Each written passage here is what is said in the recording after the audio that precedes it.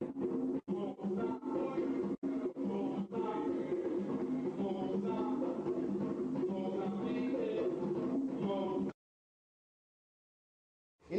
that would like to be a part of our group, we're going to have a table back here at the back which you can probably sign up and inquire some more information about us.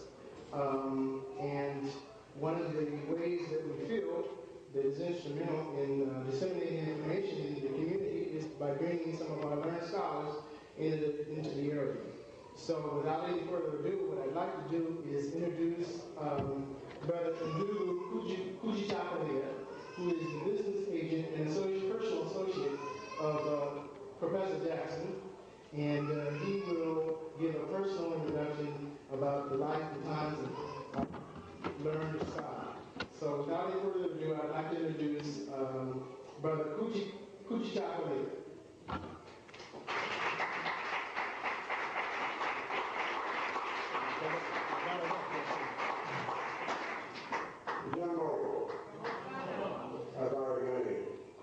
Brothers and sisters, I'm so overwhelmed to be here. I think I better get on with the business, so if I'm that overwhelmed, I might fall to the ground, and I don't want to do that.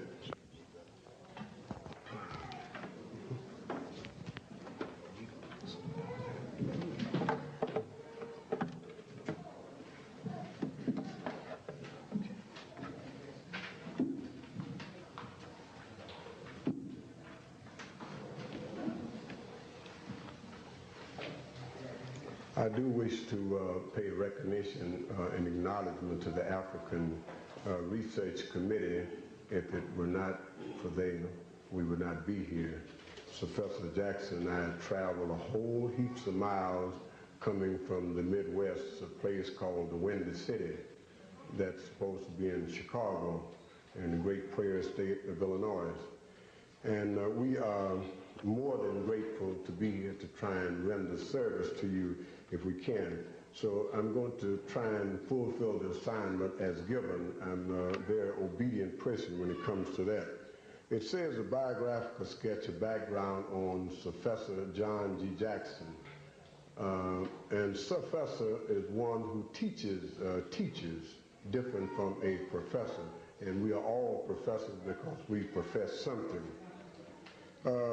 John G. Jackson was born April 1, 1907 in Aiken, South Carolina. During his student days, he did researching and writing articles about Afro-American life. He wrote for Negro World in 1925 and was a regular contributor to The Truth Seeker between 1930 and 1955. In 1932, he became an associate director of the Blyden Society, then under the leadership of Dr. Willis N. Huggins. The most talented student to come out of the group was John Henry Clark. And if I might pause just a wee bit, when we say John Henry Clark, we sometimes should stop with silence to give recognition and acknowledgement, because Brother Clark is one who deserves such. In 1934, Brother Jackson co-authored with Dr. Huggins a guide to study of African history, and in 1937, also with Dr. Huggins, Introduction to African Civilizations, which they are in abundance over at the table there in the rear. Professor Jackson has taught and lectured in the Black Studies Department of Newark College of Arts and Sciences, 1971 to 1973.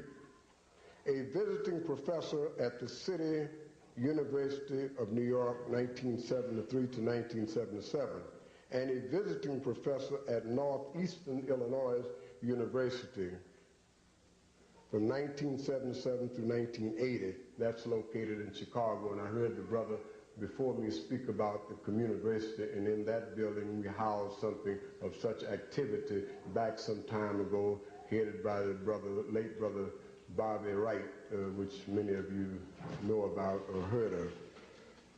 Okay.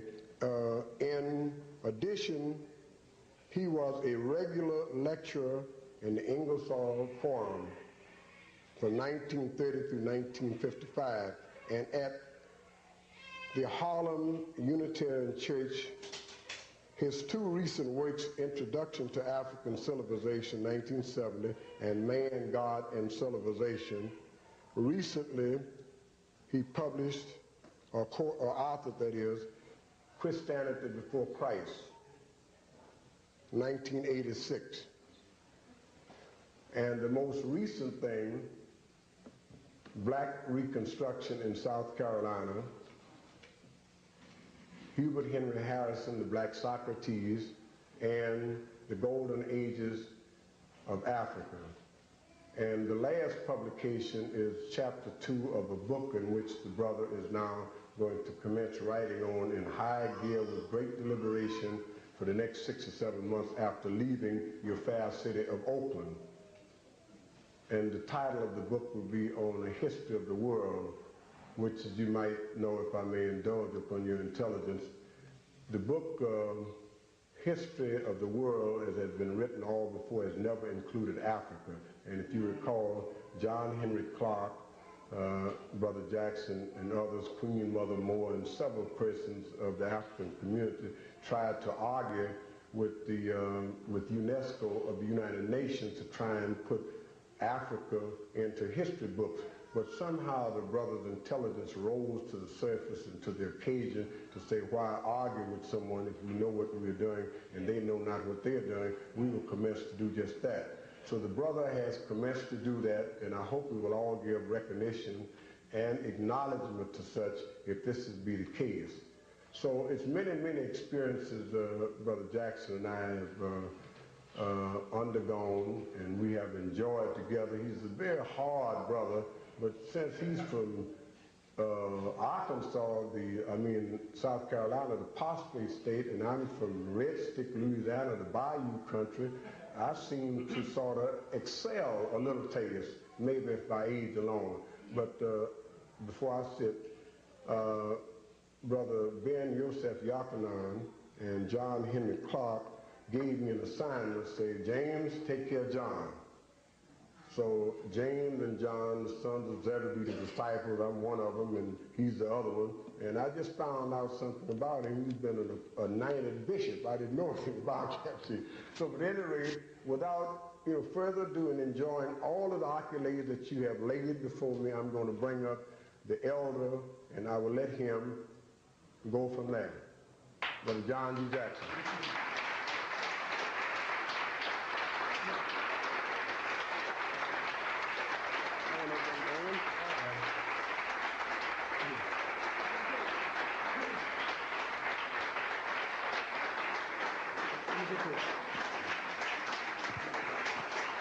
Step over there, please.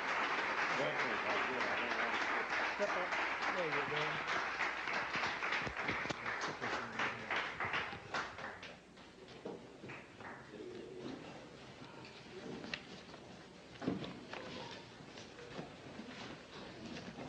go. Now, since this is a church, I will address you as brothers and sisters.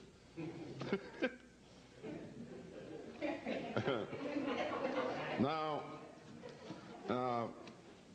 I've got a lot of notes here, but I want to make just a short talk and let you people ask me some questions.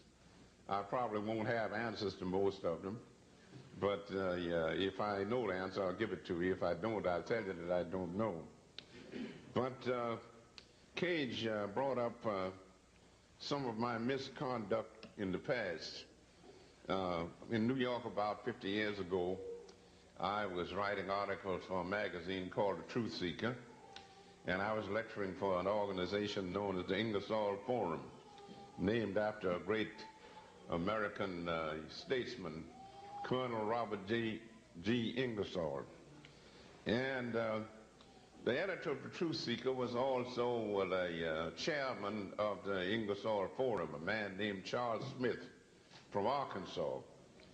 So Smith says, Jackson, would you like to be a bishop? I says, don't joke. He says, well, there's a new church out, and I think it's out in Denver, Colorado. The Supreme Pontiff of the Liberal Church of America will appoint anybody a bishop that'll send him in a donation of $1. So I thought the whole thing was a joke. So I handed Charlie Smith $1. I says, okay, send in my application. And lo and behold, I got a document stating that I had been appointed a bishop of the Liberal Church of America and that I could get liquid spirits at half price, travel at reduced fares on railroad trains, and perform marriage ceremonies. Well, I considered the whole thing a joke, and I said to Charlie Smith, where will I be bishop? He says, well, you live in Harlem, you'll be the bishop of Harlem. So, of course, I treated it as a joke, but I lectured at places like the YMCA and the Unitarian Church, and the joke caught on, and the people were introducing me as Bishop Jackson. Now, back in 1938, I wrote a little pamphlet called Christianity Before Christ. And last year, I had rewritten this stuff and got it into a book, and now it's a book on Christianity Before Christ.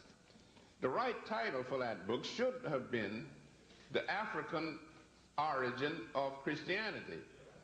But I realized that if I gave it that title, very few people would buy the book, because a sad feature about black people today is that most of them are almost totally illiterate. They can't read anything anymore. Television have robbed them of what little literacy they had. So I just called it Christianity Before Christ in hopes that a few white intellectuals would read it. And it worked out all right. The book came out late in 1985. It's been out just a little over a year now, and I think the publisher sold over 1,000 copies, so that's not bad for a serious book. When I was teaching at the City University of New York, I was using 2 of my books as textbooks. Introduction to African Civilizations and Man, God, and Civilization. So one of my students came and said, Professor Jackson, is there any money in writing? I said, why do you ask that question? He said, well, I figured if there was any money in writing, I would become a writer. I said, well, wait a minute, young man. I said, you were talking through it. I said, if you had a hat on, I'd say you were talking through it. I said, if you have musical ability, you become a musician. If you have scholarly ability, you become a professor. If you have medical ability, you become a doctor. If you have legal ability, you become a lawyer. I says, now if you can write, you can become a writer. I says, but knowing you only slightly, I have an idea that you couldn't write anything that anybody would want to read. So one of the students got up and said, why do you take that attitude? I said, well, I've been teaching at this institution for quite a while now, and I asked all my students to turn in a term paper, and I says, it's only 10 pages long, and they can't write 10 pages. They go clip pictures out of newspapers and put a picture on every other page, so that I get about 5 pages of text. I says, now if you fellas can't write 10 pages on a term paper, how are you going to write books? I will never win a popularity contest, because I'm honest with my students, and they don't appreciate that. I had a class at City University of New York where, although it was in the college, I found out that most of my students were reading on the 4th grade reading level. A 4th grade reading level in college, and I frankly told them that most of them seemed to have the brain capacity of a mentally retarded mule. So one young lady got up and told me that she demanded an apology. And I said, young lady, I will not apologize for telling the truth. Now, one of the reasons why you will listen to me tonight is because I'm not a member of the club. I think you might know what the club is. That's the Academic Racket Club. The way you work it is that you start out and you go through low school. They call that elementary school. That's low school. Then that takes up 8 years. Then you go 4 years of high school, and then 4 years as an undergraduate student in college. And if you're studying for a profession, you do 4 more years of graduate work in a university. Now, that's not what happened to me. I was not good in school. I was a student in a little school down in Aiken, South Carolina, called the Schofield School, established in 1868 by Martha Schofield, old maid school mom from Quaker from Pennsylvania. And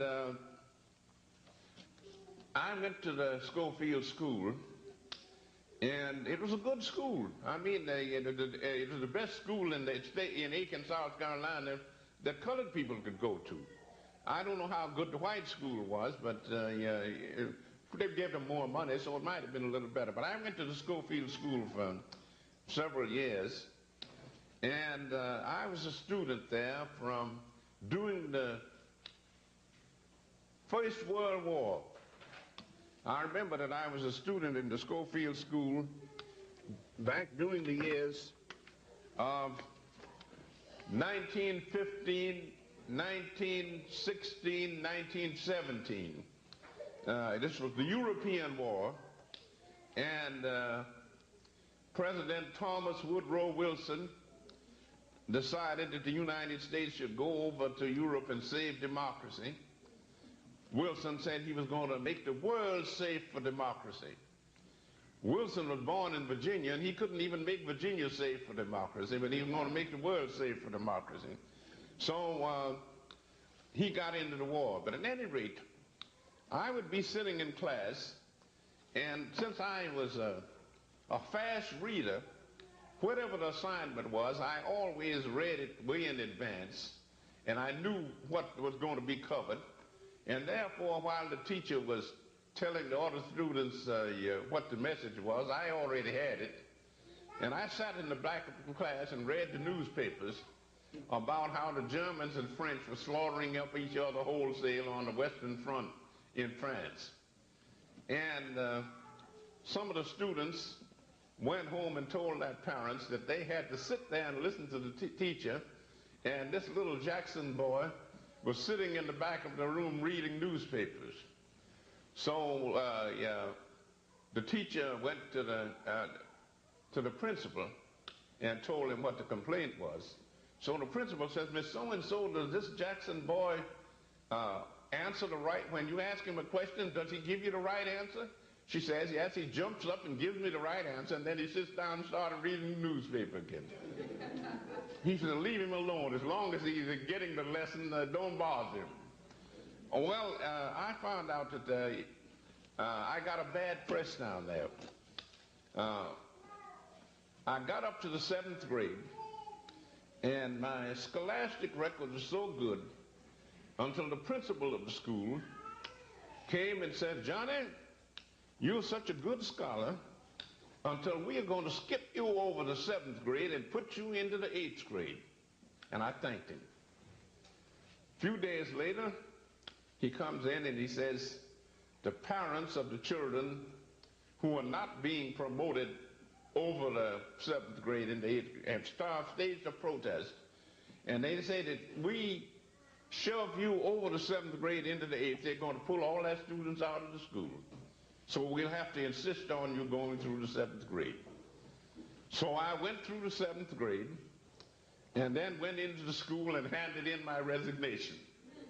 I said I should have been finishing the 8th grade, but you wouldn't let me do it, so I quit. So then I went to my father. He says, well, now that I dropped out at the end of the 7th grade, where do I go now? My father says, we're going over to Augusta, Georgia. There's a lady over there who's a great educator, Miss Lucy Laney, the Haynes Institute. Says you got through the 7th grade, and I'm going to go over there and tell Miss Laney to put you in her high school.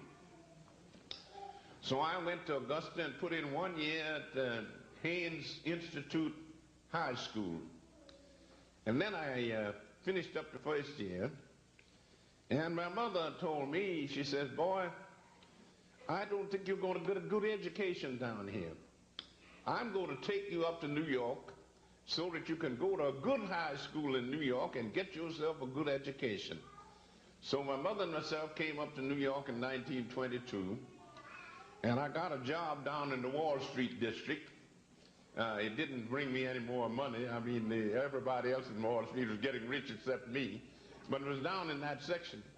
So I would go to Stuyvesant High School in the morning. That's one of the best high schools in the whole country. I got an education at Stuyvesant High School between 1922 and 26 that's better than you can get in the average college today, because they had high standards back in those days.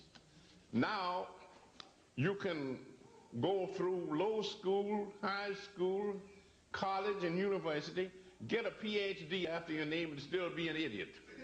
In those days you couldn't do it. Now I've been asked to. Now I haven't finished the story yet. I graduated from high school. Then I got a job working as a red cap. Some of you people probably don't know what a red cap is because we don't have many railroads around today. But red caps are people who dressed up in a uniform with a red cap, and they would carry bags to and from trains in railroad stations and try to live off the tips that the people give them. There's no salary to the job. You put on a uniform and work 10 hours a day and hope that you would make enough money to pay your rent and grocery bill. So I put in 10 hours a day red capping, and then attended night classes at the City College of New York. And I was so sleepy when I went to classes until I slept through all the lectures. And they managed to stand my society for 4 years. And then they told me that since I missed all the lectures and was giving all the wrong answers on the examination paper, that if I didn't improve, they were going to boot me out of the school. Well, I couldn't improve, so I dropped out. So then I decided that since I couldn't stay in college, that I had to have an education, and I knew the right people. I knew a man named Mr. Arthur A. Schomburg, who was the curator of the Schomburg Library in New York. You all heard about that. And I would be sitting in there at the big round table and educating myself through the 10,000 books in the Schomburg collection. And whenever I got stuck, Mr. Schomburg would come over and give me a helping hand. And sometimes as we sat there, J.A. Rogers would come in. You all know about J.A. Rogers. Rogers would come in and sit next to me, so I had teachers like Arthur A. Schomburg, J.A. Rogers, and Dr. Hubert Henry Harrison, who is a black scholar that you probably never heard of. And the only reason you never heard of him was because he was black. If you were a white man, they'd have monuments built to him all over the country. Now, here's what I'm leading up to. When I was a boy down in Aiken, South Carolina, at Sunday school, I was taught that God created the white man as the superior race. And he, after the flood, when Noah was celebrating the end of this great deluge, he got drunk and took off all of his clothes and was doing the striptease. And one of his sons, named Ham, thought that this was really funny, and he started laughing. And God looked down from heaven and said, I will not tolerate this disrespect for parents. So he turned Ham black and shipped him off to Africa, and he doomed Ham and all of his descendants to be hewers of wood and drawers of water for their more fortunate brothers. In other words, Africa was of no importance in world history because it was settled by an accursed race. And I got this story in church. When I went to school, I got the same story. And then I would go to church and the preacher would get up and ask us to sing a hymn, "Oh Lord, bleach us out whiter than snow that we may enter into the kingdom of heaven." And then I say to myself, I don't think I'm going to make it. Then they had another one. "You can have all the world, but just give me Jesus." And I began to have the idea that there was something wrong with this. I couldn't imagine that everybody else had a history, but only the African people didn't have one. And then I began to study the theory of evolution. And the Bible, the way the Bible has been corrupted by white folks, you get the idea that the human race started out being white and that the superior type of human being is a white man. And the yellow people and the brown people and the red people, they are a little bit lower. But the black man is the low man on the totem pole. He's the nobody. So I said to myself, I know there's something wrong with this. So I got up to Harlem and heard Dr. Harrison lecture and heard J.A. Rogers give lectures. And I went and studied with Schomburg. And they began to tell me what to read and what to study. And then I found out that the first human beings were not white folks, they were black people. Because the human race started in Africa millions of years ago. And these black people were the first members of the human race. And some of them wandered into Europe and got bleached out white. And some of them wandered into Asia and got bleached out yellow. And some of them wandered into America and got bleached out red. But the original man was the black man. And then I found out another thing, that in these these people wrote their own histories, and the Christians say that God is a oversized man. Their image of God is a big man. These ancient people in Africa said that the first God was a woman.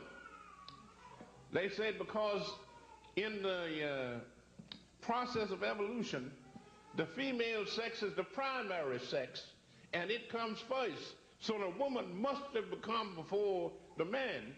And if the first human being was made in the image of God, God must have been a woman. And there's a book out now by an author named Merlin Stone, When God Was a Woman. Now, I began to study, and I found out that you go back and study the ancient history of Egypt, and especially the religion of ancient Egypt, and they had a Bible. I have a good English translation of it in 3 volumes in one, called the Theban Recension of the Book of the Dead. And in this, you take this Egyptian Bible and compare it with the King James Bible, which is popular among the Protestant denominations in the United States. And you study the Egyptian Bible and you study the Christian Bible. The Egyptian Bible goes back 10,000 years. The King James Bible only goes back about 300 years. The King James, I think it was about 1619. And then you study these 2 books and compare them, and you find out that the Christians took the whole Christian Bible, the Old Testament and the New Testament, out of the Egyptian Book of the Dead. So that if you want to go to the source, don't go to King James. Go to ancient Egypt, and you've got a Bible that's 10,000 years older than anything that these Christians have. Now, after studying this, I decided to do some research and writing, and after dropping out of college, I would wake on the job in the day and go to the library and study at night. In those days, they kept the libraries open until 11 o'clock at night, so that if you couldn't go to school, you could go to the library. Nowadays, they close, sometimes the library closes early, so if you wake, you're not going there. I had the good fortune to be born before there was any radio and before there was any television, so I had to learn to read, write, and count. Today, with television and radio, you have students going through college, graduating with a degree, and then they can't even write their own name. There was a University of Iowa, a student who was a football player. He graduated with a BA after his name. He was planning to be a professional football player. He had an accident and broke one of his feet, so he had to take a job as a parking lot attendant, and then when he signed the job application, he misspelled his own name. This is what you have going on today. Now, here's what I wanted to say. According to the King James Version of the Bible, if you go to a Protestant church, you find a big Bible there, and in the back of it, they have the chronology of Archbishop Usher of the 16th century, an Irish Archbishop of the 16th century, and he tells you how old the world is according to the King James Version of the Bible. And he tells you that God created the earth in the year 4004 BC. And I began to study the history of Africa, particularly the history of Ethiopia and Egypt. And I found out that the Egyptians built the Great Pyramid over 1,000 years before the earth was created.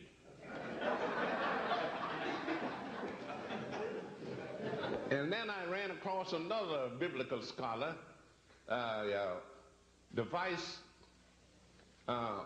chancellor, the Reverend Professor Lightfoot, vice chancellor of Cambridge University, and he improved on Usher. He says God created the world in the year 4004 BC on September the 22nd. It was either September or October, I don't remember, at 9 o'clock in the morning. Now, I'm wondering what day of the week was it? And if the world was created on this particular day, on this particular year, at 9 o'clock in the morning, what happened at 8 o'clock? I mean, you have all these unanswerable questions. So then I began to do research, and we were told that this godlike white man, the first civilization in the world was that of the Greeks. They was supposed to be the most intellectual white people that ever lived. And that they created a great civilization and then passed it on to the Romans. And all the great civilizations were created by white folks. Back in 1934, an English historian named Arnold J. Toynbee wrote a study in history, a history of the world in 12 volumes. Don't try, if you find the book in the library, don't try to read it, because one of the hardest books to read is Karl Marx's Capital, and he was an even worse writer than Marx was. That's a record. Toynbee says there have been 21 civilizations in the world. So many were created by the white race, so many by the yellow race, so many by the brown race, so many by the red race. The black race has not created one civilization. None at all. We have done nothing. So I was giving a lecture in New York, and somebody says, well, didn't Toynbee know that Egyptians were black people? I says, Toynbee says they were white people. You see, if you are a racist historian, you don't have any regard for the facts at all. I visited West Africa in 1977, Senegal. Then I went to Kenya, that used to be British East Africa. Then on up to Egypt, to Cairo, and to outside of Cairo to look at the Great Pyramid and the Sphinx, and then took a plane up the Nile River to the ruins of Thebes and walked through the temple of Ammon at Amun-Ra that was built in 3700 BC, the greatest temple that was ever built in the world. And I saw all of these great things. And we know that black people built all these things. And yet Hornby was supposed to be the greatest historian of his day, a professor at Oxford University. And he tells you that these people were white. And if you listen to these people, you'll get your mind terribly balled up. Down in Kenya, outside of Nairobi, I visited a village of people that called the Maasais. The Maasais of the same racial stock as the ancient Egyptians and the Ethiopians. And while I'm standing there looking the village over, some of these people came up and I was shocked. All the authorities that I had consulted told me that these people were members of the white race. And they were blue-black. In Senegal, where they say the people are Negroes, most of them are sort of medium brown color. None of them were actually black, but they are Negroes. And then you go over to East Africa among the Maasais, and most of them are blacker than a blackboard, and they're white people. So, I mean, if you're going to get the lowdown on history, you've got to use your own head, not somebody else's. Now, I found out that the Greeks, who were supposed to have been the founders of civilization because they were the first civilized white folks, but the Greeks got their civilization from the Egyptians. And the Egyptians were black people.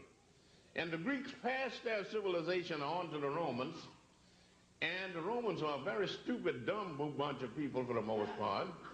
They couldn't retain it, they lost it. They had a dark age in Europe for 500 years. And then another bunch of Africans, the Moors, from North Africa moved into Spain and started civilization all over again.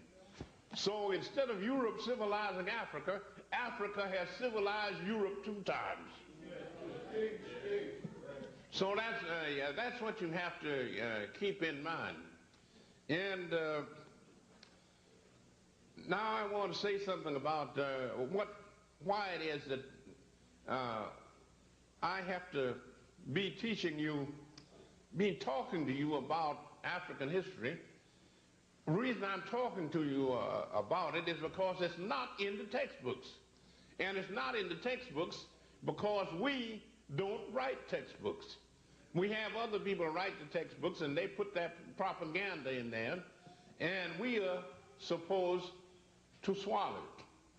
Now, we are told that after the Greeks were taken over by the Romans and their civilization decayed, and then the Roman civilization went down after the fall of Rome, and you had a 500-year dark age, we were told that Christianity re-civilized Europe and produced modern civilization. And we know if we read the literature that these white Christians of Europe are the dumbest people that ever lived. They said that the earth was flat like a pancake out in the vastness of space with the sun and the moon and all the stars going around it. The ancient Egyptians in the Pyramid Age 6,000 years ago knew that the world was round. They knew that it went around the sun in 365 and 1/4 days, and their astronomers measured the earth, and they knew what the polar diameter was, they knew what the equatorial diameter was, they measured the circumference of the earth, and they calculated it so accurately until modern astronomers said their error was only 1 yard. In other words, the circumference of the earth is about 25,000 miles, and they calculated it with an error of about this, 1 yard. So if you read history the way it happened and not the way other people wrote about it, you will find out that the black race created the civilization, civilized the white folks 2 times. So that you want to get some perspective on this. And the white folks took the religion of ancient Egypt, of Ethiopian Egypt, and boiled it up completely. They'll tell you that if you get some of this cheap literature like the Jehovah's Witnesses people turn out. I remember seeing one of their quarterlies. God is sitting up on a golden throne in heaven. Blue eyes, blonde hair. Next to him is Jesus Christ, also with blue eyes and blonde hair. On the other side is the Holy Ghost, also white, and a bunch of angels in the background white. And a bunch of people kneeling on the ground worshiping this God, black and white. Underneath is hell with the devil black and all the imps black. So it looks as though since white people are not admitted into the Christian heaven, then we all going to wind up in hell.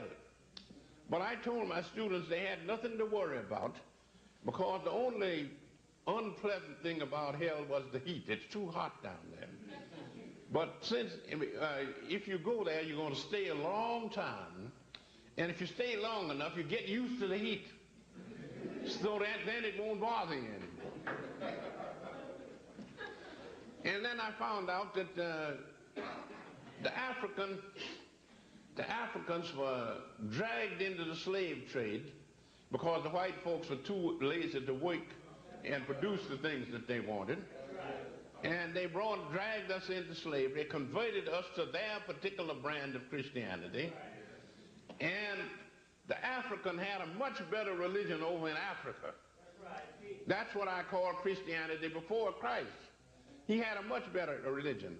The Christians tell you that there's a God sitting up on a throne in some place called heaven who created the whole universe, and he created the human race, and they turned out to be such a worthless bunch of people, and they had to have a flood drown out most of them to give the race a new start.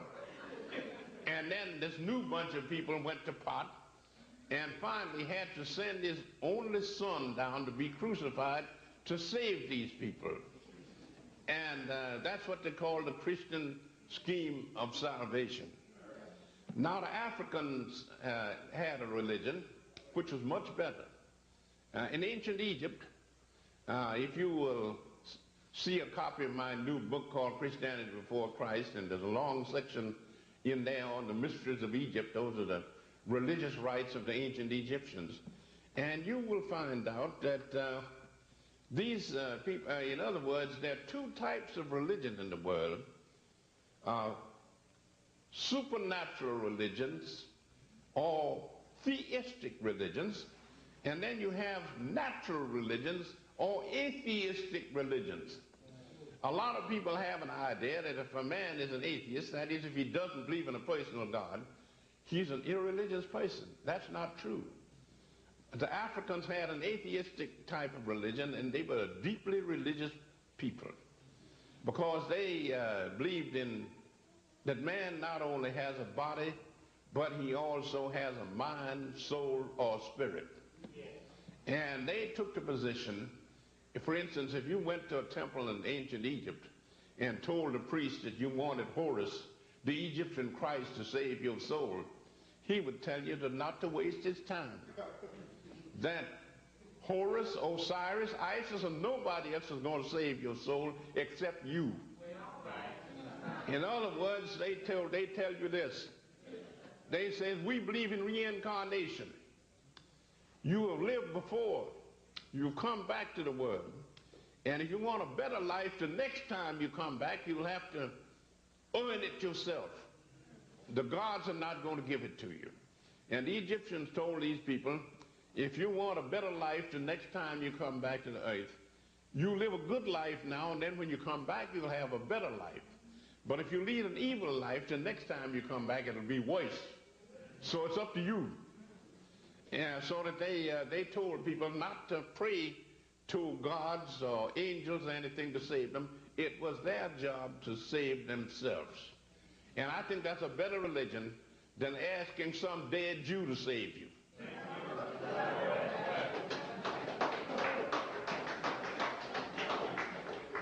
Now, these people, they believed in spiritualism and they believed in theosophy.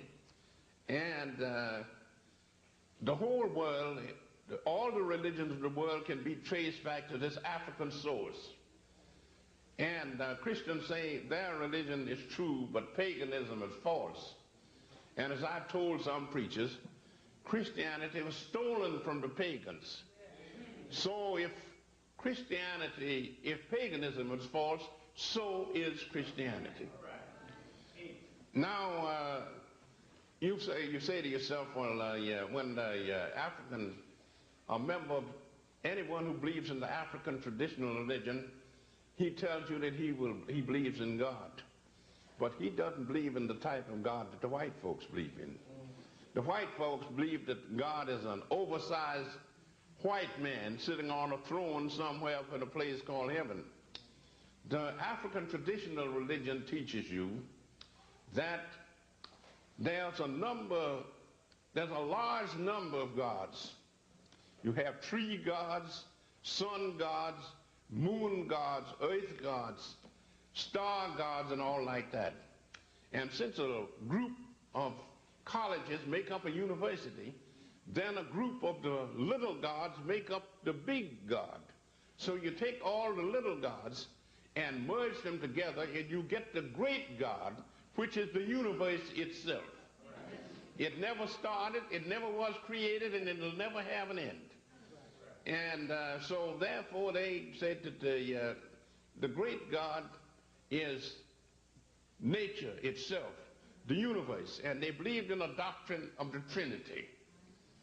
God is the physical universe. Christ is the mental universe. And matter and mind interact and produce life. So you get a trinity of matter, life, and mind. And that's it.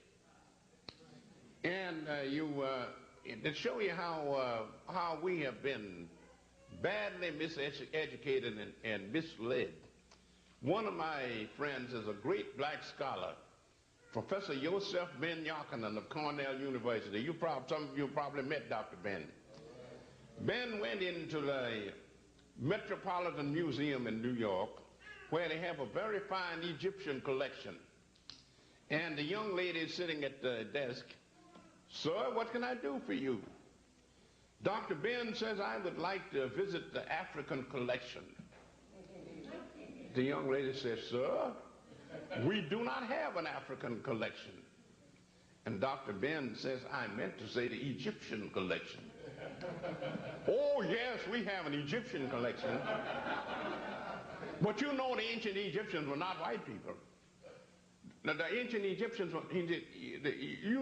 yes, we have an Egyptian collection, but the ancient Egyptians were not Africans. So Ben pulls a map back out of his pocket, shoves it right in this girl's face.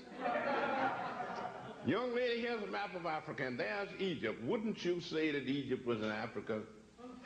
She said, I could say so. Ben says, do you say so? She said, no. Ben says, young lady, you are a jackass.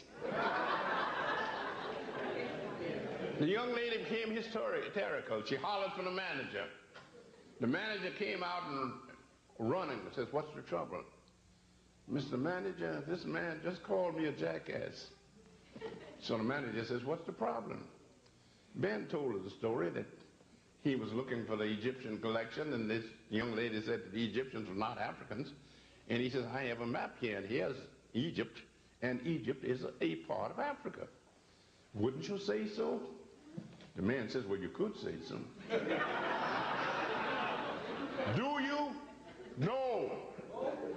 Ben says, you also a jackass.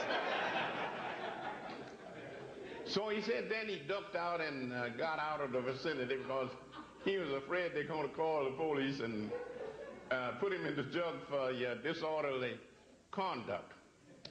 So this is the way we have been miseducated.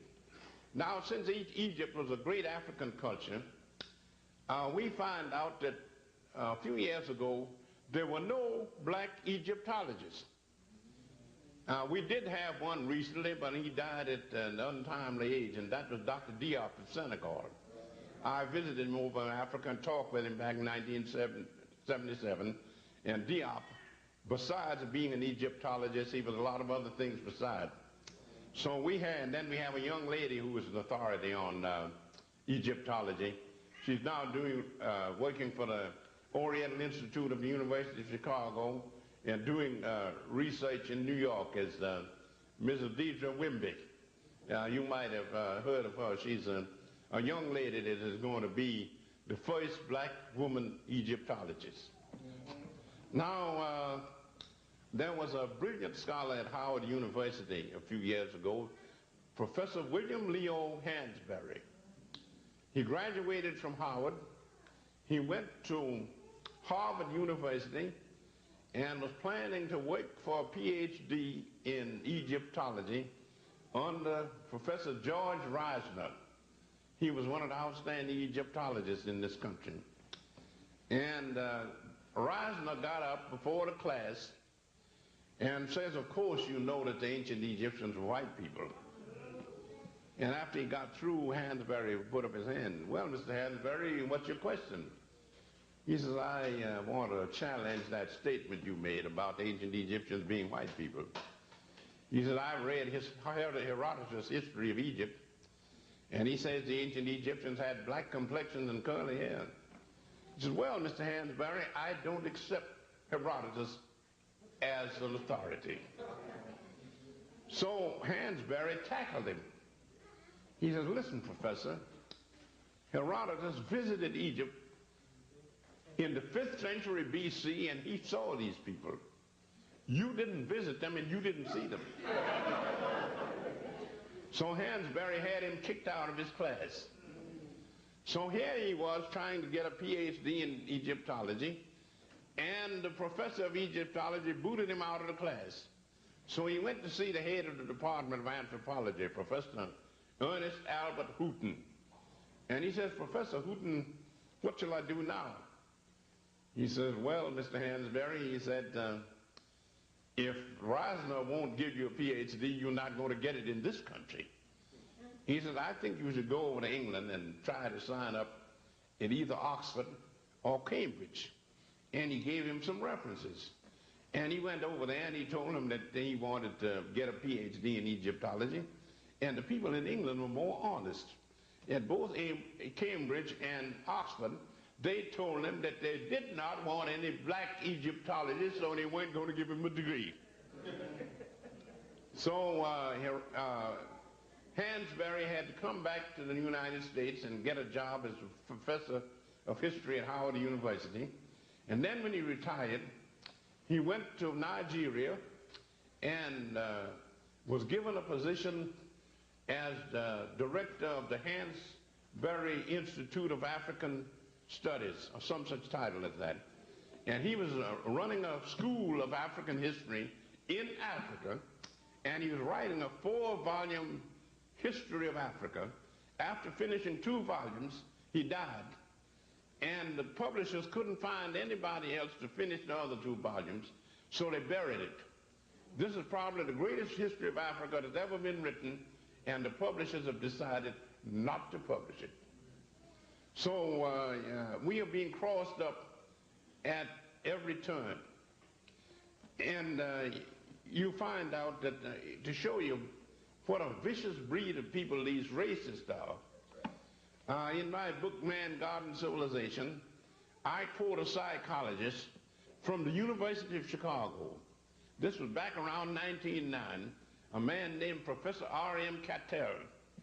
And in this book, he said that the whole Negro race should be painlessly exterminated because they were a menace to humanity.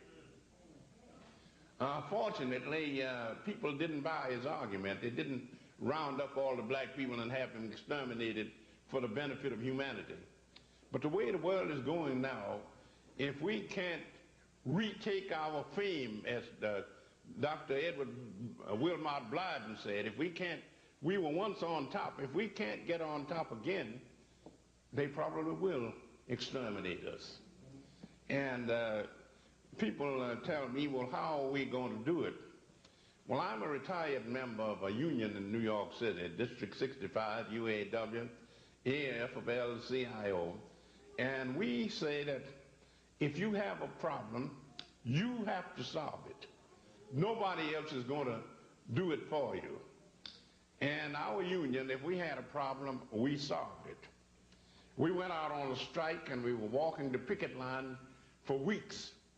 And it looked as though we were going to lose. But we kept plugging along. We finally won the strike, and there was a victory celebration. Our union had 50,000 members. And one of the members got up and said to the president, why did we win this strike? We had everything against us, and yet we won. How did it come about? And the president says, we won because we couldn't afford to lose. So that's our position now. If we want to survive, we can't afford to lose.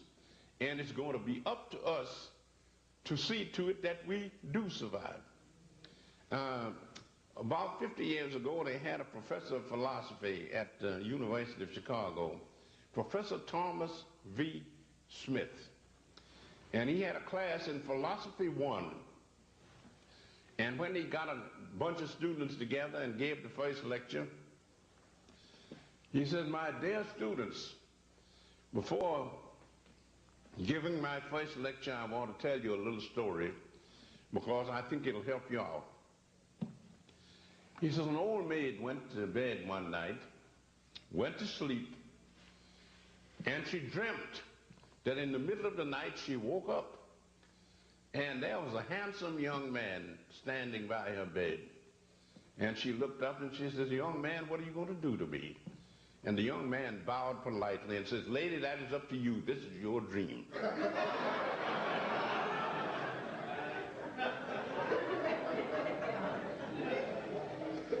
And the message I tried to pass on to my students is that no matter how hopeless the situation is, we're going to continue to struggle. You might lose, but if you don't struggle, you're certainly not going to win. So that's the only thing to do. And in the union, I found out how it was that people won. To show you how this union worked. There was an Orthodox Jew who owned a big company in New York. And the union couldn't come to an agreement with him. They put picket lines around his plant. And he hired a bunch of gangsters to intimidate the union. One of the gangsters grabbed one of our members as he was going to join the picket line and stuck a knife in his back. The knife went right through his back into his heart and killed him almost instantly. The union president called a meeting of the members, and he said, we don't know what hand wielded the knife that killed our brother, but we do know the man that hired the man that wielded the knife. He has killed one of our brothers. We are going to kill him. So when they got up, and one of the union members said, Mr. President, how are we going to do it? It's, you go out and kill a man and you get convicted for murder. He says, we're going to kill him so that nobody can convict us. So they said, well, how do we do it? They says, well, Mr. So-and-so, who hired the murderer that killed our brother, he is a member of a certain synagogue here. He says that when the synagogue services come along on the Jewish Sabbath, we're going to picket pickets in front of the place and says, Rabbi, you have a murderer in your temple. Well, the rabbi comes out and finds that his temple is being picketed. And he asked him, who is the murderer. They told it. The man sitting in his congregation, he says, don't come back into this thing and settle it. He says, I don't want a murderer in my congregation and picket lines around my synagogue. So he couldn't come to his synagogue anymore. So he went up to upstate New York and hired a cottage by a lake. The union went up there, rented boats, crossed the lake, and picketed this college. You have murdered one of our brothers, and you will pay for it. So that depressed him so until he moved back to New York City and got himself a fine home. And then the union set up a committee to telephone him all through the night hours of all the hours of the night, so that this guy, after he moved into his New York home, the telephone rang all night long and he never got any sleep. Well, you know what happens if you put for a long period of time if you don't sleep. Here was a young man, not quite 29 years old, and we harassed him so until he dropped dead of a heart attack. We killed him, and yet the law couldn't touch us. I've heard, I knew a preacher in New York that I admired greatly, Elder S.J. Worrell. They called him Steamboat Bill, because in his younger days he'd been a buck and wing dancer on the showboat in the Mississippi River. When he retired, he became an evangelist. He started a church in Harlem, and he got up on street corners and taught the people the kind of religion they should be getting. They weren't getting it in the regular churches because all the regular churches had turned into rackets. But Steamboat Bill was giving them the true gospel. I attended one of his meetings, and in order to get a crowd, he set up a stepladder, and he would tap dance up and down the stepladder, and then spin around on his heels on top, and then tap dance back, and the people would come to see him dance. And then after he got through, he would preach his sermon. So Steamboat Bill would say, brothers and sisters, he says, the other preachers around here are trying to sell you pie in the sky. He says, that's not my program.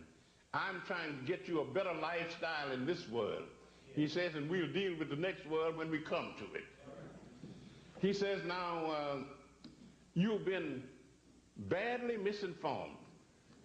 He says, I know a man that lives in an apartment right across the street, and he's afraid to come outside. He owes everybody. 6 o'clock in the morning, somebody taps on the door, and he's afraid to answer, but a card comes under the door. He owns a second-hand car, and the automobile man wants to know when he's going to get the next installment. A few minutes more to the tap on the door. He owes somebody else for a radio set that he's bought on the installment plan.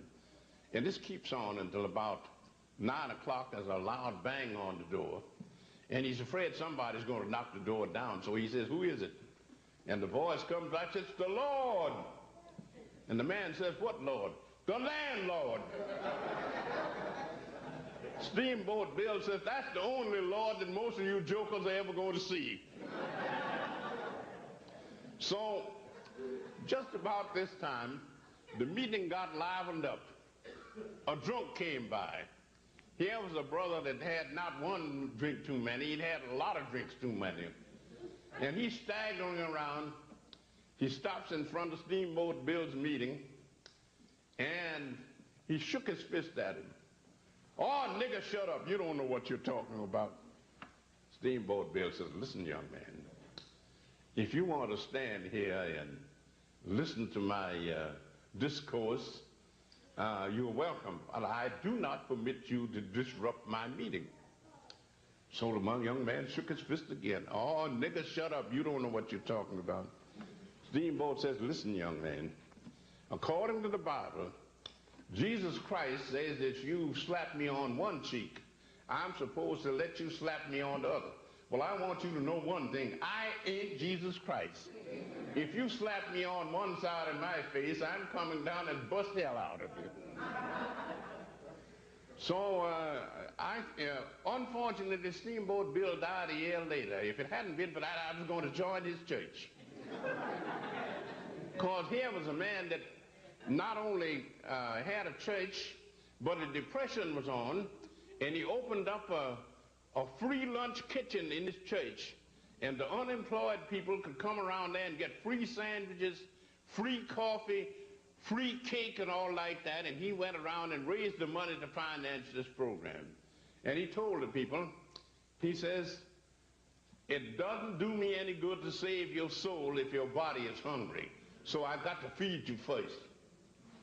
Now, all of that leads up to this, that if we are going to save ourselves, we're not going to have a lily white God and a Jim Crow Jesus save us. We've got to do the job ourselves. And this idea of being submissive and meek and all like that is not going to get us anywhere. We can defend ourselves if we do it intelligently. You don't go out and attack a Sherman tank if all you had was a BB gun or a slingshot. There's another way you have to do it. When I was at Grand Central Station at a Red Cap, I met a young man there who had been working on the job a number of years, and he had a special problem. He was sent down to the lower level of Grand Central Station, which is on 42nd Street in New York, and the vice president came in from the suburbs, and this red cap was detailed to carry his bags out to the street. And every time he went down there, the man insulted him.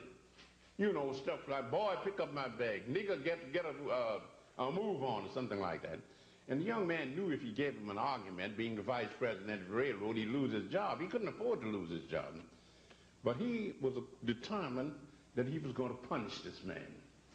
So one day he went down to get the suitcase of the vice president, and he was the only person on the train. There was the entire lower level of Grand Central Station, and the vice president and the red cap, and nobody else in the vicinity. So this young man hauled off and hit this man in the jaw and broke his jaw. Knocked him completely unconscious and laying on the platform bleeding. Somebody later on come and found him, called an ambulance. They put him on a stretcher and carried him. I have water here.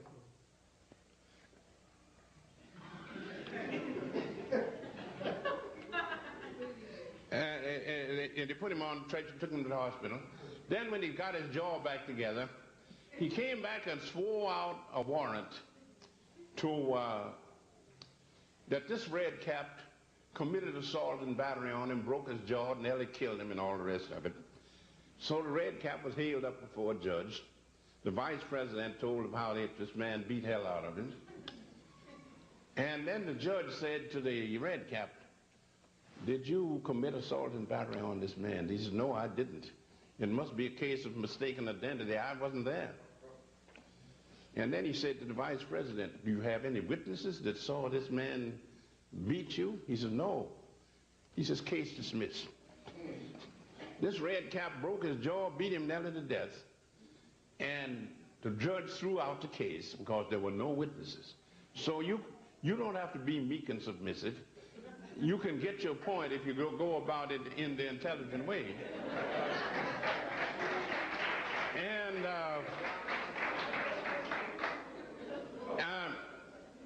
after that, the vice president was very nice to the red cap. He was afraid he might get his other jaw broken, so he kept his big mouth shut.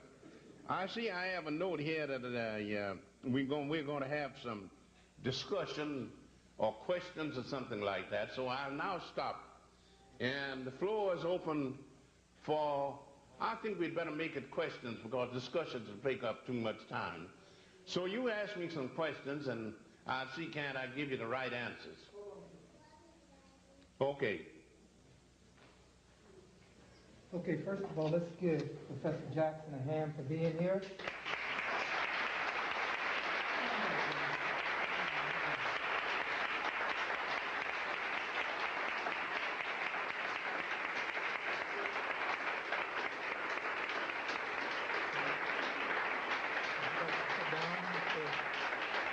No, I stand. It's all right. Okay, those of you who have questions, I'd like you to come up, if you're in the front, to come to the forward mic, or if you're in the back. Okay? Brother in the back first. I have one question for you, Dr. Jackson, regarding race. You indicated that earlier that the Greeks, I guess, were the beginning of white civilization. I've been told that blacks have like curly hair and dark complected skin. I've seen some Greeks. I also go back to the Hebrews, the Jews, the original. I was told that the original Jews were also blacks and Hebrews coming from Ethiopia. If I'm correct, I'd like you to elaborate a little bit on that. Oh yes, the original Jews were black people. These white Jews that you see were European Jews that lived in the southern part of Russia, and they were converted by Jewish missionaries. So the original Jews were black, and the ones that have set up the state of Israel, they're not Jews at all. And how they got away with this skullduggery, I don't know. I knew a wealthy Jew in New York who owned a furniture polish factory. His name Mark Jackson, born in Ireland, lived in London a number of years, and this company was called Jackson of London. And we were having dinner together one day. He says, Brother Jackson, he says, these Zionist Jews are giving me hell. I says, why? He says, well, I think Zionism is a racket, and they know I've got money, and I wouldn't contribute a dime to it. So they've got me in the doghouse. And he told me, he says, the proof that Zionism is a racket is that 50 years ago, or a little over 50 years ago, the Zionists could have bought all the land they wanted down in Brazil for almost nothing per acre, and they could have set up that Jewish state down there and nobody would have bothered them. They went back to Palestine and set up that state in a land where the soil is so poor until you can't even grow weeds on it. And if it weren't for the rich Jews in America, Israel wouldn't even survive. And it's in very bad financial condition now. So that you have a situation like that. Now, the original Jews were black, and the Jews boast that they produced the greatest philosopher in the world, Spinoza, who lived in Harlem in the 17th century. Spinoza was of Spanish and Portuguese ancestry. I think his Portuguese ancestry. And one of his neighbors described him as a man with a black complexion and curly hair. So the great Jewish philosopher was a black Jew. Okay.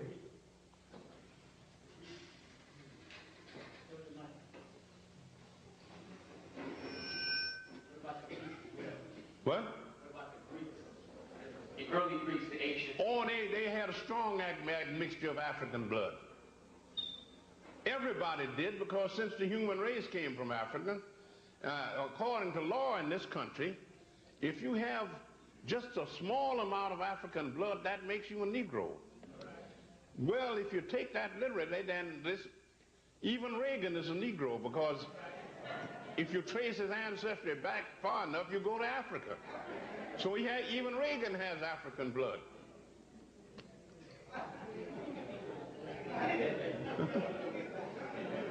Dr. Jackson, I'd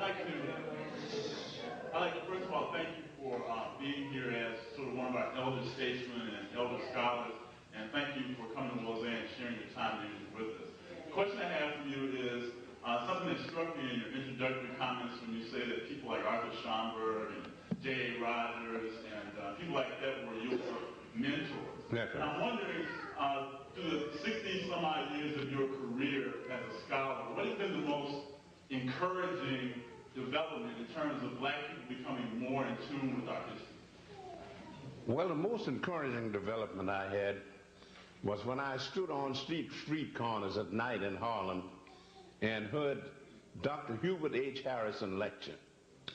And then I would sometimes go to the YMCA, he'd be lecturing there, and sometimes to the library, and sometimes he stood on the steps of the sub-treasury on Wall Street right opposite J.P. Morgan's office. Morgan was probably at the window listening to him. And Harrison gave a lecture down there on Wall Street one day, and the police had to rope off the street because he was lecturing to an audience of 11,000 people. Now here was an unusual black man who fought for the freedom of everybody. He left the Socialist Party because the white socialists were racist. He joined the Garvey movement because he said that the socialists said class first and they practiced race first. And Garvey advocated race first, and that's what he believed in. So he said, I don't believe in class first, I believe in race first. So he joined the Garvey movement. And Harrison was a man, he didn't get into history because he didn't allow white people to flatter him. You have a lot of our people, if a big white man gets them to say some nice words about him, they're tickled to death. So Harrison went to a white YMCA in Brooklyn, New York, and the secretary got up and said, Dr. Harrison is a great scholar. He has a black face, but his heart is white. So Harrison banged his fist on the rostrum. Sir, I demand a retraction. I'll have you understand that my heart is just as black as my face.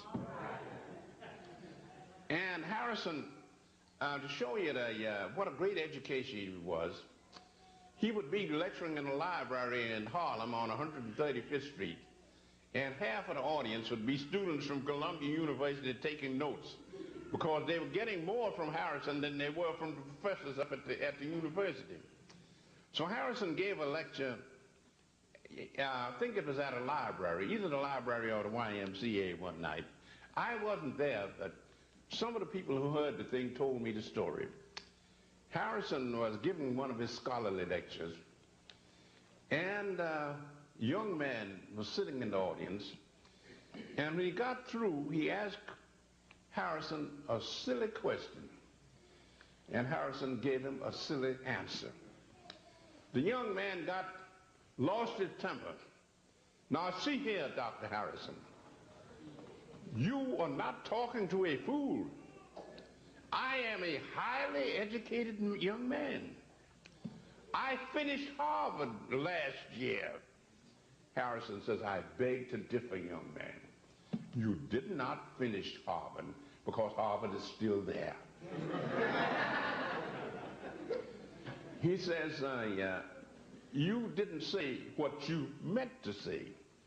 You told us tonight that you finished Harvard on commencement day. He says, now the day you finish school is called commencement day. Are you trying to tell us that you finished on commencement day?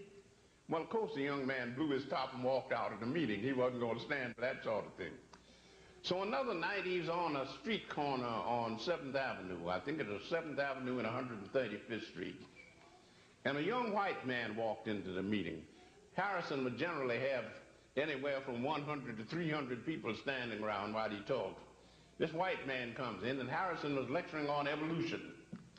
And he was telling about how the human race evolved from apes in Africa more than 1 million years ago. Therefore, we are the original race. And this white man waited for the question period. Dr. Harrison, you say that the first men were black and they evolved from apes in Africa. Is that the reason why black people look more like apes than white people do? Harrison says, you've got it entirely wrong, young man. White people look much more like apes than we do. He says, and I'm not asking you to go to a library and do research. All I want you to do is to use your eyes. Go to a zoo and go to the cages where they have the apes. He says, and you won't find one black ape there. All the apes have fair complexions. They have thin lips. They have Anglo-Saxon noses. And they have straight hair. So if you want to get somebody that looks like an ape, get a white man.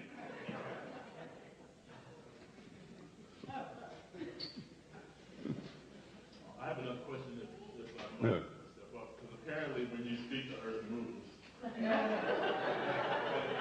The question I have for you is, do you have any ideas on approaches that progressive African people need to take in order to get our youth more interested in their history? Because, as you said, our people don't read anymore. And if our people are not reading and not getting information that gives them a sense of value of who they are, I'd just like to know what your opinion on that subject would be. Well, I'm glad you asked that question, because there's only one way they can do it, and if they do it, we're not going to be around very long.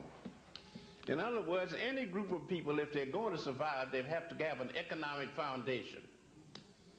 There's a block in Chicago where there are 7 storefront churches on one side of the street and 8 storefront churches on the other side of the street. And if you go into the average black neighborhood in a big city, you'll see a storefront church, a saloon, a liquor store, a gambling joint. No business enterprise is bringing any money into the community. Now, the only way we're going to beat this is to get the young people to organize into cooperative societies.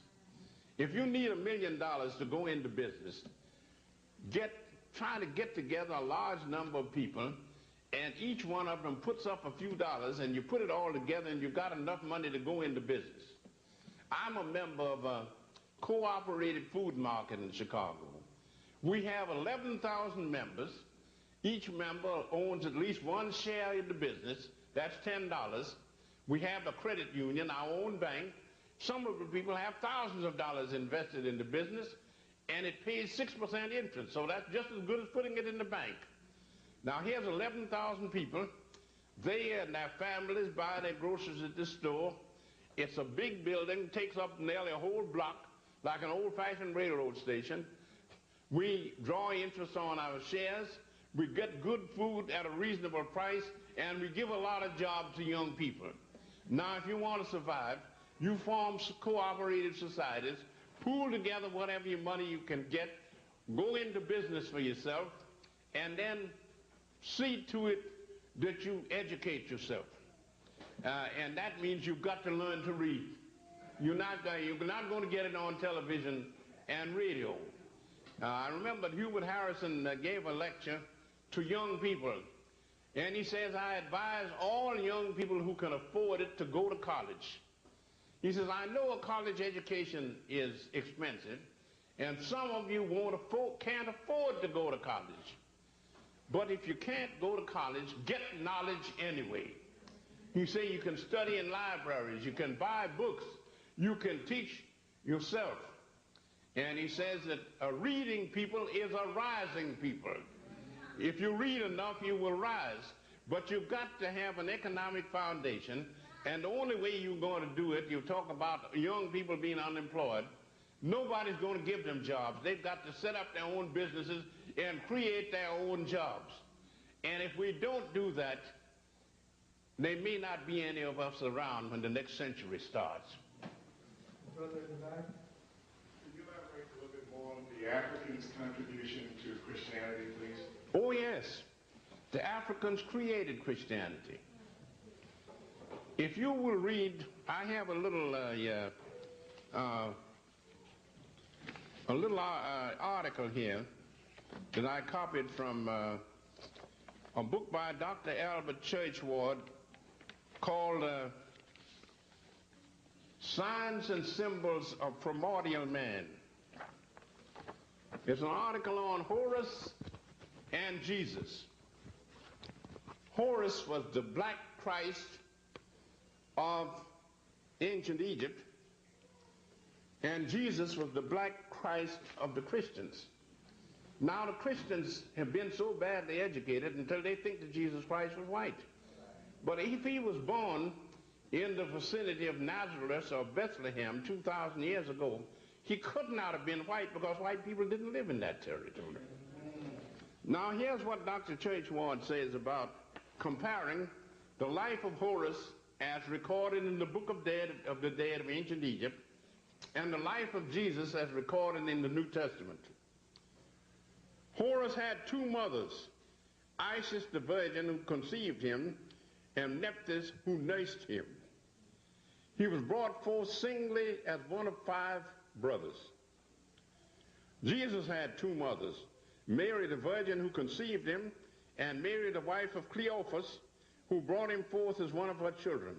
He was brought forth singly as one of 5 brethren. Horus was the son of Seb, his father on earth. Jesus was the son of Joseph, his father on earth. Horus was with his mother the virgin until 12 years old, when he was transformed into the beloved Son of God as the only begotten of the Father in heaven. Jesus remained with his mother, the virgin, up to the age of 12 years, when he left her to be about his Father's business.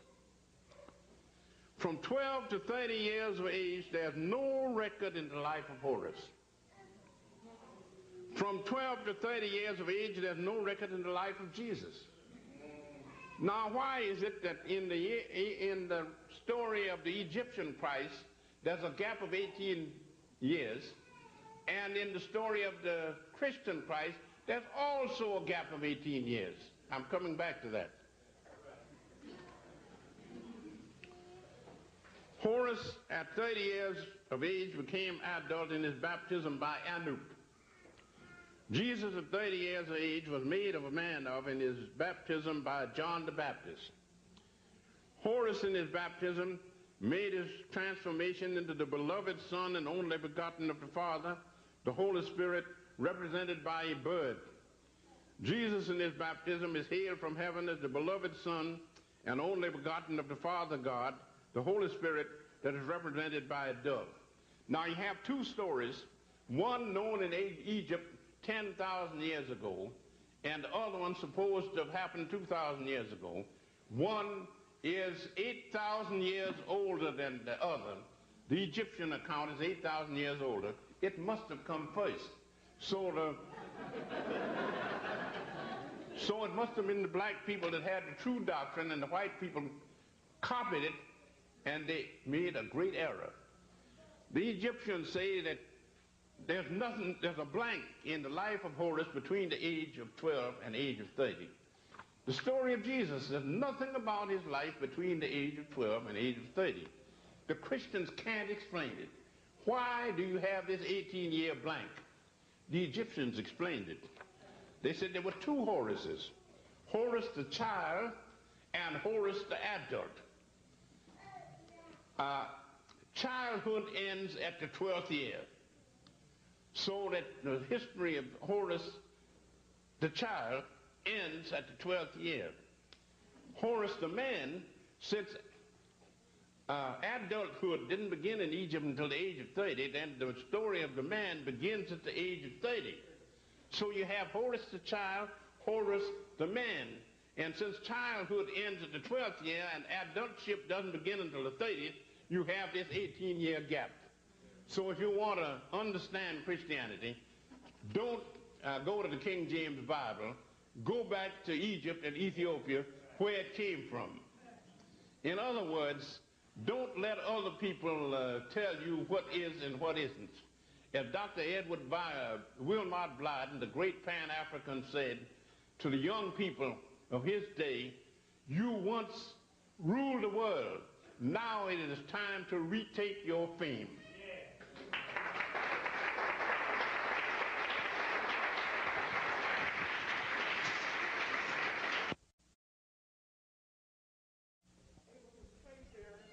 History back thousands of years. But the one ethnic group that doesn't seem to be able to do this is the Igbo. They seem to be sort of put in this one small area of Nigeria. They can't find an area that's close by that has a similar language to them. So they're wondering, where they actually came from. And can you elaborate on that particular? Well, I don't think I can give you an answer there. The only thing I can say is that these Igbos must have come in later on, and they were not a part of the original people that occupied this territory.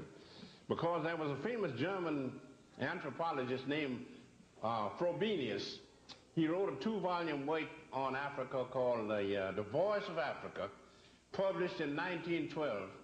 And he said there was a brilliant civilization in West Africa thousands of years ago on the west coast of Africa, the civilization of Atlantis, not an island. It was an African civilization, and they called it Atlantis because it was on the shores of the Atlantic Ocean. And these people not only had a great civilization of their own, but they sent colonists to the New World, and these Africans brought civilization from Africa over to the Americas. If you want to get a good summary of that, Dr. Ivan Van Sertima has a book called They Came Before Columbus. You can get the story there. If we study history as it is, we will find out that we have a great history, but we have allowed our enemies to take our history away from us. And we have to teach the young people that we have a history and we are going to reclaim it. But we not only need history. If we were to survive in the modern world, you've got to get wealth and power. And I suggest that since we want to survive, then we'd better get wealth and power.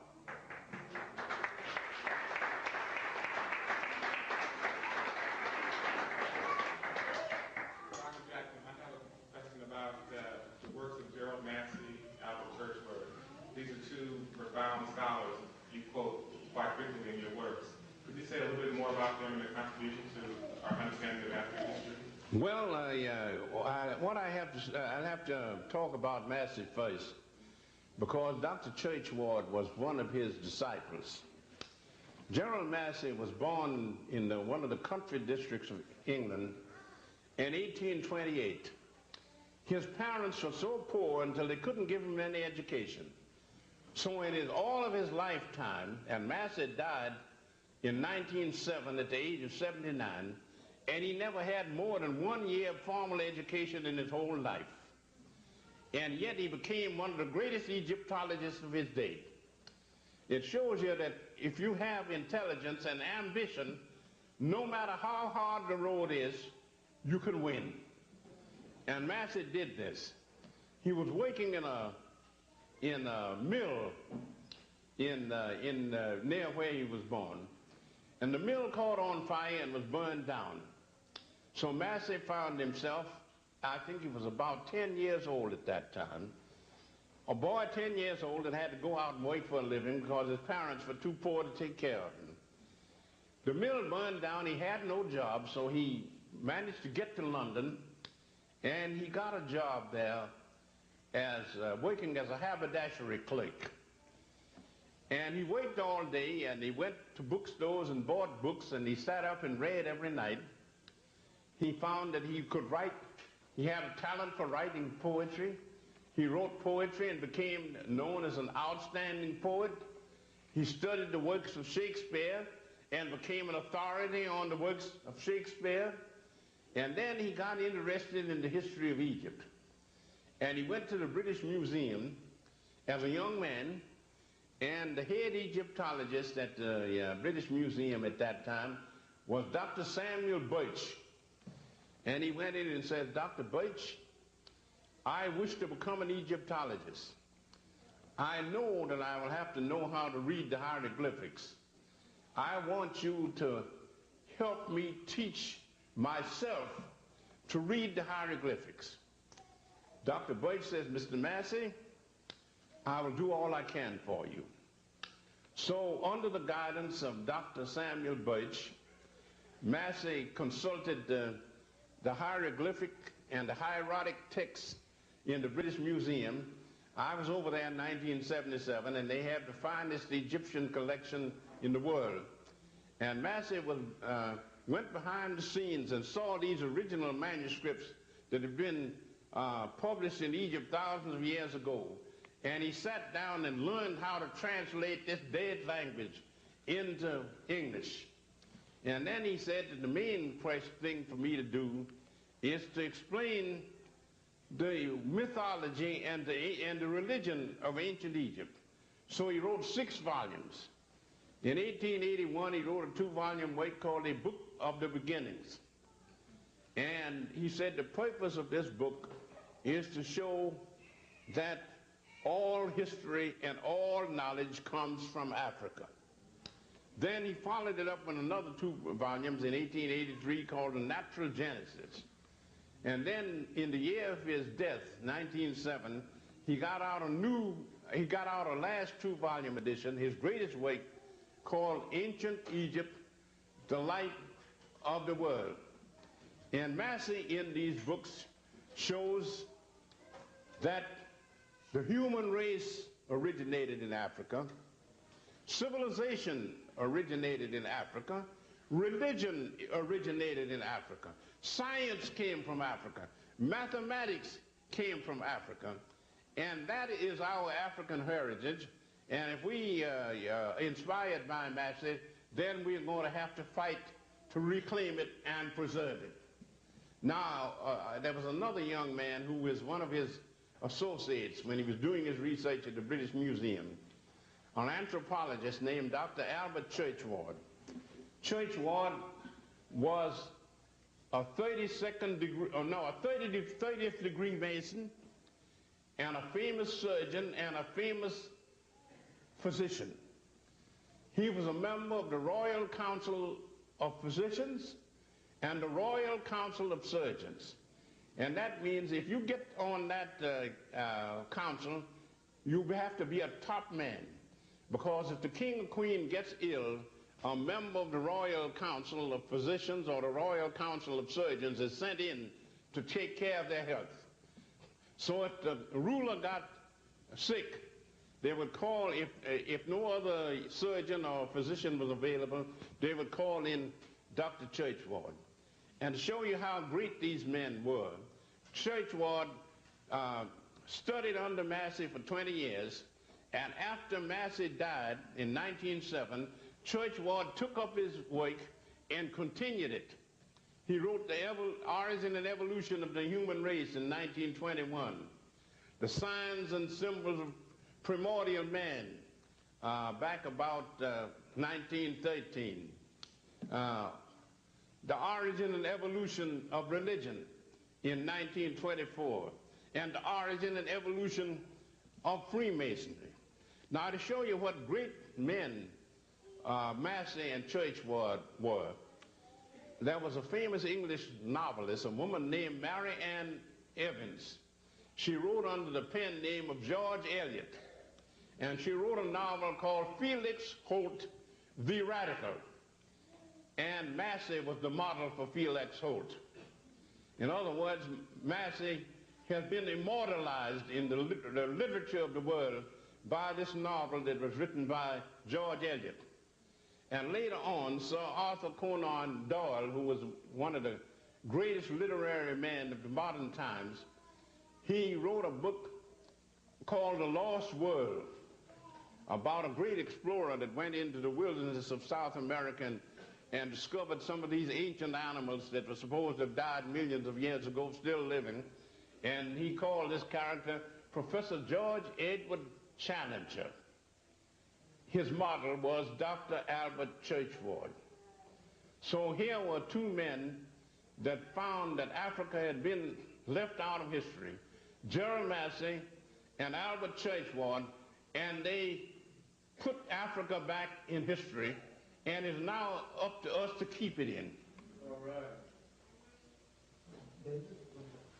Yeah, I just had one question for you. Was about Hansberry, the 2 volumes you mentioned on African history.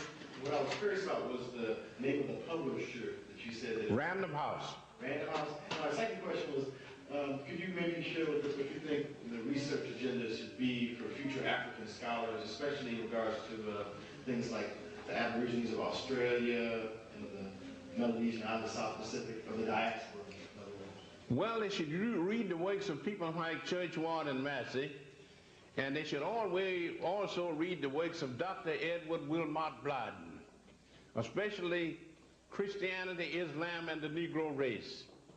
I was talking to the proprietor of the Marcus bookstore yesterday, and he told me that he's going to reprint Dr. Blyden's great book on Christianity, Islam, and the Negro race. And I would advise you, when this book comes out, to read it, because Blyden states in there, our people once ruled the world. We lost it. And now it is time that we took it back again. We must regain our fame. So you'll have to study the way, in other words, you have to study the works of people who are helping us to preserve our African heritage. And among the people, you should read the works of men like Ben Yochanan, Professor John Henry Clark, Dr. Blyden, and other people like that. You see, if people are going to survive, they've got to stick together.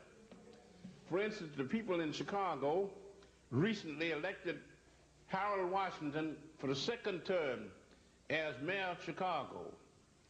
And I was eating in a Greek restaurant. The proprietor is one of my students. He reads all of my books. And we sit down and discuss it. Here's a Greek that's interested in African history. So I'm sitting in there, and he's at another table talking to one of his friends. And they're telling him, why is it that the black people all came out and voted Harold Washington back into the office? And this man says, they should do that. He says, I'm a Greek. And if a Greek candidate ran for mayor of Chicago, even if he was nothing but a greasy bum, I would vote for him because he's one of my people. And he said the black people should be congratulated because they were putting one of their own people in office. That's what every sensible man should do. Yeah, Dr. Jackson, I've been told that when the Caucasians first came to Africa, that they were not allowed into the central civilization because they were seen as barbaric and essentially beings out of hell. First, I'd like to know, is this true?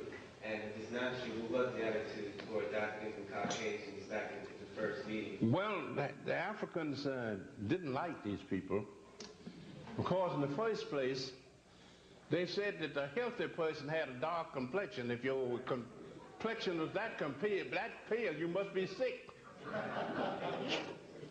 And another thing they said they didn't like about these people is that they had a bad smell about them.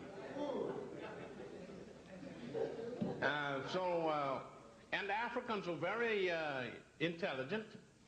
They said God was black and the devil was white. Well, I mean, it looks that way. I was teaching at City College, and my best students were members of the Black Nation headed by Elijah Muhammad. And he said the white devils will do anything. He was absolutely right, they will. But what we've got to do is to stop them from doing it. Dr. Stewart? You hear about the mystery system and the process, the elaborate process, and the priesthood. Can you talk a little bit about the male-female roles? I tell you, I don't have time to talk about it, but you'll find it in my books. All you've got to do is read Christianity Before Christ. It's on the table up there. And another one called The Golden Ages of Africa, which is a chapter of a new book that I'm writing. And I think if you can't find it here, you can get it at the Marcus bookstore. They don't have it, they'd order it for you. And my other books, Introduction to African Civilizations, Man, God, and Civilization, and in Christianity Before Christ, I have a long dissertation on the mysteries of ancient Egypt. And there's a little pamphlet they have on there on the mysteries of Egypt. So if you can get a copy of the pamphlet and read it, that'll give you the answer. That's sort of my question too, but I want to ask Dr. Jackson. I hear a lot about the mystery schools in Egypt. Were there any mystery systems throughout Africa? They had them all over the world, but the mother school that was the foundation of all was in Thebes in ancient Egypt. And then they had them at Heliopolis, in Memphis, in Greece. They had them, the Eleusinian mysteries, and the the mysteries at Dodona and other places like that. And they had a mystery cult in Greece at a place called Dodona, and Apollo, the god of this particular mystery, had African features. So that shows that it came from Africa. Good evening. Yeah. Short question. You came along at a time when there was much less information available to you than there is to us now. I would like to know what told you, or when did you realize that something is very, very wrong with the way black people are educated? And also, when my child asked me, Mommy, if we were so great, what happened? I mean, I know partially what happened, but I want to know as much as I can. Well, I'll give you an answer. I told this to my students, and they told me they didn't believe me. They said, how is it that we, who once upon a time ruled the world and were the most civilized people in the world, how was it that these white savages, whom we civilized, turned around and took us into slavery and brought us over here and have us wait for hundreds of years building up the country? How did they do it? I say the way they did it is because they were a bunch of thieves, cutthroats, and low-down characters, and the Africans were humanitarians. I said the Africans welcomed these people into their countries, and they came in with a Bible, and when they came in, the Africans had the land, and the white folks had the Bible, and later on, the Africans had the Bible, and the white folks had all of the land. So I said, the reason why we got sidetracked is because the European people were a vicious, brutal type of people, and we were a race of ladies and gentlemen. And if you have a confrontation between an honest man and the crook generally wins. We went down, but there's no reason why we should stay down. It's time that we got up. Okay. I like to address the getting up part. Right now, we live in Oakland, and I see an unusual phenomenon of Asian businesses moving into the black community, and especially nail businesses, and black women patronizing these businesses. These same people will never buy from black people. And the first part of my question is, what can we do since we don't have black people who read, who will read if I pass out a leaflet to them? What can we do to turn them around and understand that we have black women here, and black men who do nails, and black people who have businesses, to get them to buy from black businesses? Well, what we'll have to do is to get trained young people to set up cooperative businesses where they can create their own jobs and build up their own wealth.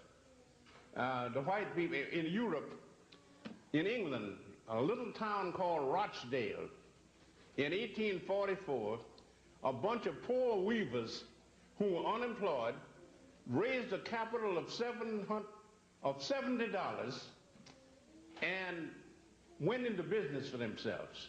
They called it the Rochdale Cooperative Society.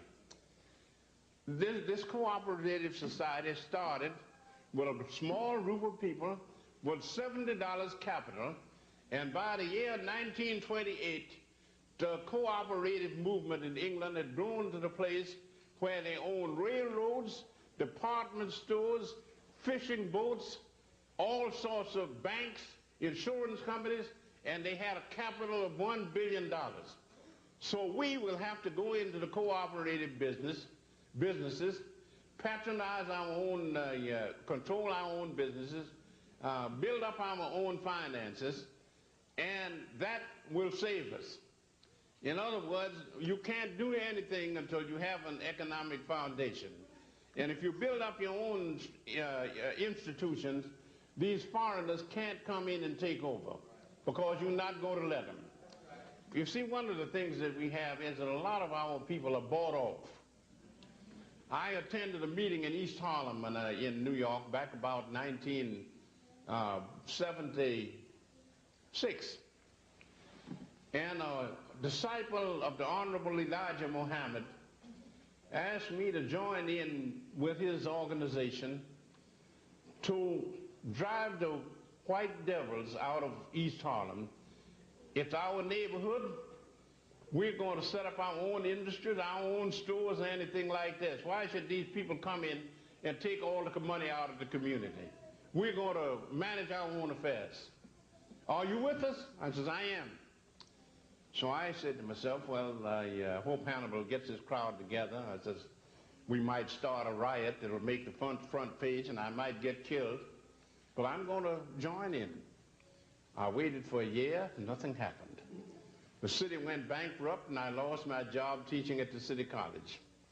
I took a trip to Africa, and on the way back I was talking to a delegation from Northeastern Illinois University in Chicago, and they said, you don't have a job in New York? I said, no. They says, as soon as you get home, start packing and come out to Chicago. We'll make you a visiting professor at Northeastern Illinois University.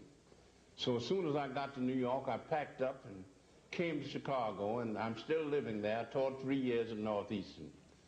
And those are the things. You've got to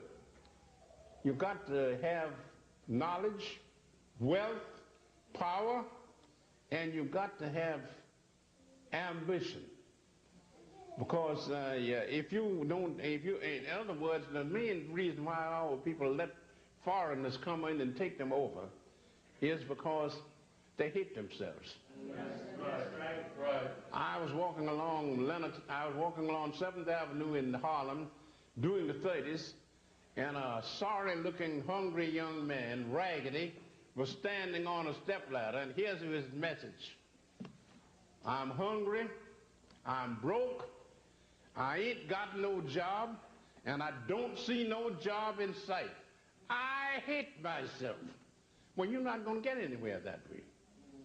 You've got to love yourself. I hear some of the preachers tell us we should love our enemies. That's not the answer.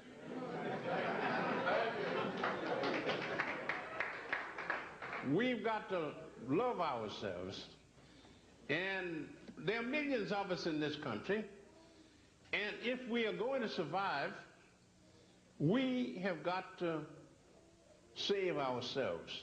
As I told my students, your job is not to save the nation or the world or the race. Your job is to save you.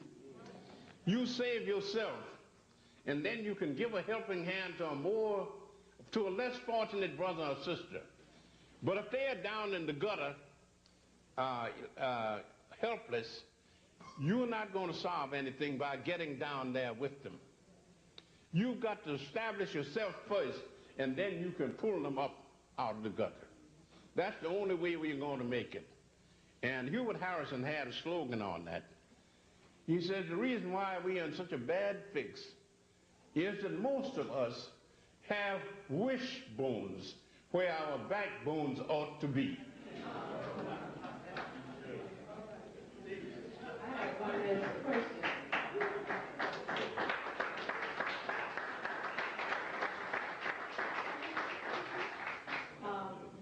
Dr. Jackson, I have a question for you and a question for the audience. Do you believe in pushing African studies in the public schools? I think African studies should be in all schools. I have a question for the audience. 2 weeks ago, this coming June the 3rd, Berkeley School Board had a meeting, and very few black people came out. And this meeting was for African studies in the public schools. They have the only African studies program in the country in a public school. Now, they're going to come back down here this coming June 3rd, this coming Wednesday night. And I was wondering where y'all going to be on this coming Wednesday night, June 3rd. I mean, do you believe in black folks?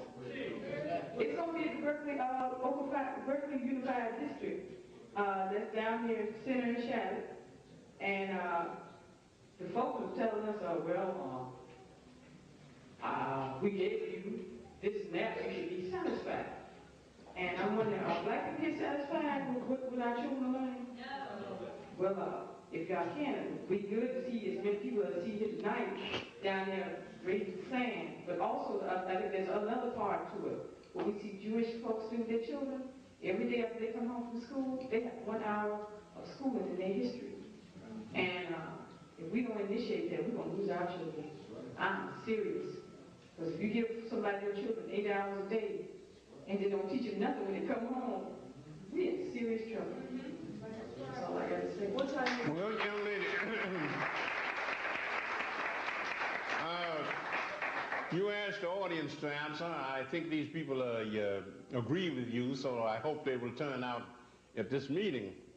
But here's what I find out our trouble is that we are always expecting somebody else to solve our problems. And I told my students, don't expect the good white folks to solve our problems, because they've got to the place now where they can't solve their own problems. So how are they going to solve ours? And here's what I found out. When I was teaching at City College in New York, the union, the member of the union that I was a member of, District 65, UAWF of LCIO, they asked me to come down and address, give a lecture, a memorial lecture for Dr. Martin Luther King, Jr. It was King's birthday, and I was to come and give a lecture telling of all the great work that Dr. King gave. The union had a membership of 50,000 members, 75% of them black, and the audience was 90% white. And when I confronted some of the black brothers and sisters and asked them why they boycotted the meeting, they said, well, Dr. King is dead now. He can't do nothing for us now. So, I mean, there was a great white man in this country who was our friend, and if we took his advice, we would have some of our problems solved already. The black Republicans of New York City had an Emancipation Day celebration at Cooper Union Hall in New York City in 1893, and there were 3 great orators: the Honorable Chauncey M. Depew, who was a big shot in the Republican Party; the Honorable Frederick Douglass, who was the wheel horse of the Republican Party; and Colonel Robert G. Ingersoll, who was the greatest orator in the world. And Ingersoll got up before this audience, and he says, I consider it a great privilege to talk to a great race of people. He says, you black people may not realize it, but you are a great race of people. You raised the best of everything in this country. You raised the best cotton, the best corn, the best hogs, the best of everything. But you will never become first-class American citizens until you go out and raise hell.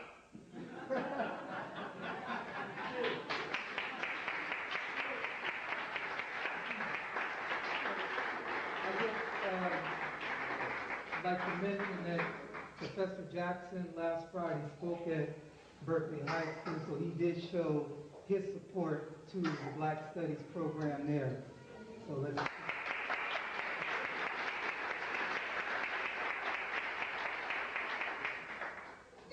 Yes, sir. I would just like to ask you real quickly the relationship of Islam to African history, African science, African religion, also the difference between religion and culture, and how did you yourself realize that you had made a mistake and more or less directed your life in the right course? Thank you. Well, I don't think I can answer all of your questions because I don't have time.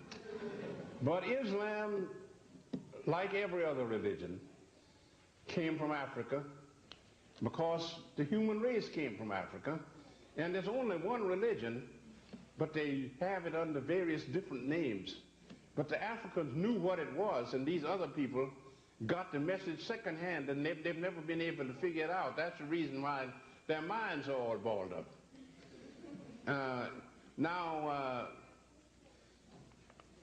I can't answer all those questions because I don't have the time left.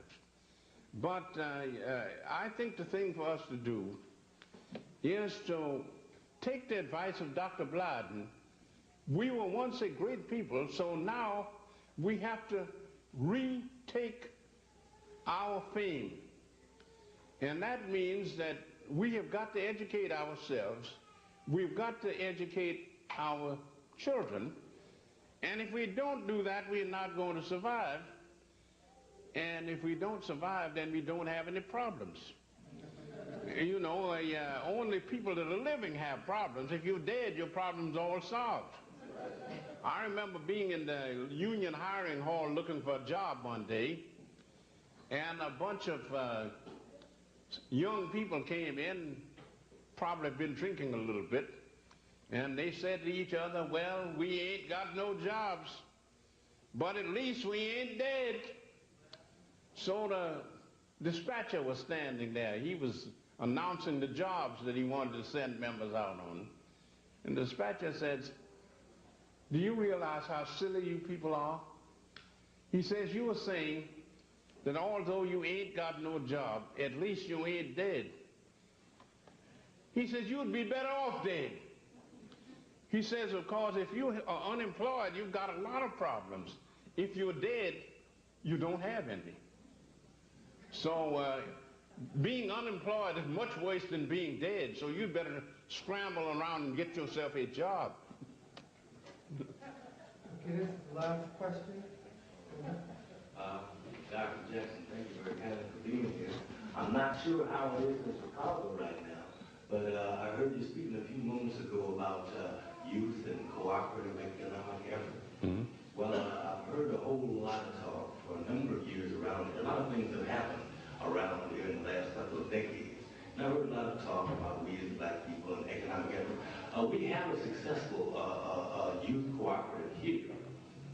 Unfortunately, they are about the commercials. They sell rocks. But nonetheless, we do have a highly sophisticated percentage of the youth. Admittedly, only 5% of them survive, but that was true